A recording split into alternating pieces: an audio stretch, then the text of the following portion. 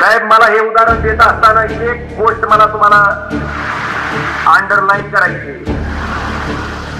की 45 वर्ष मंत्री केलेल्या शरद पवार साहेबांना गद्दारी करून ही माणसं एका रात्रीत भारतीय जनता पार्टीत गेली आणि दुसऱ्या बाजूला पवनराजेचा पोरगा ओमराजे आहे ज्याला उद्धव ठाकरेंनी एकदा आमदार आणि एकदा खासदार केलं. आमची सत्ता जात होती, आमच्या पक्षाचं चिन्ह जात होत, आमच्या पक्षाचं नाव जात होत आणि पलीकडे गेलं तर 50 खोके मिळत होत. पण त्या 50 खोकेवर लाट मारून निष्ठेनं आणि इमानदारीनं उद्धवजी ठाकरे साहेबांना उभा राहिलेला ओमराजे